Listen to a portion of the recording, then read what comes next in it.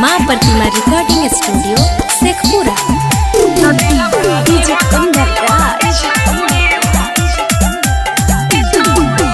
Mix by Shailendra Babu. आगे मिलेला छौड़ा बोलै तो तब नाई जी होगे। अच्छा मिलेला छौड़ा बोलै तो तब नाई जी होगे। कदिलवा हदी हो तदी होगे छौड़ी नाई जी होगे। कदिलवा हदी हो तदी होगे छौड़ी नाई जी होगे। चल हट। लाई के जब तोरा दे तो कुछ नाई ली होगे। अच्छा लाई के जब तोरा दे तो कुछ नाई ली होगे। तदिलवा हदी हो तदी होगे छौड़ी नाई दी होगे। तदिलवा हदी हो तदी होगे छौड़ी नाई दी होगे। सुन गे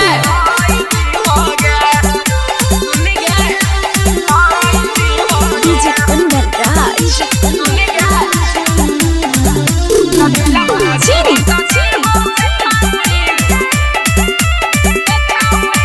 माँ प्रतिमा रिकॉर्डिंग स्टूडियो शेखपुरा। कोई प्यार न कर है सब ओकरे पे मारा है। पूरा कर ले तो इच्छा के तोरा छोड़ दे तो पीछा के।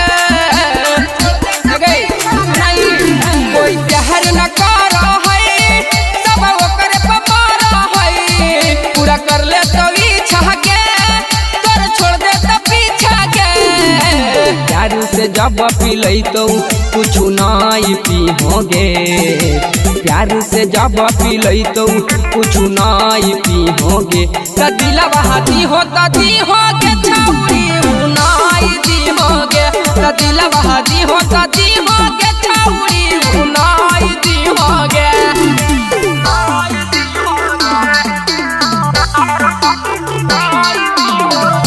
मिक्स बाय शैलेंद्र बाबू।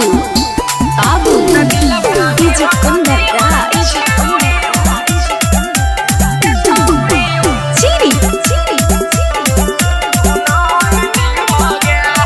मजा महरी के छोड़ देता तोर खेतवा भी कर देता।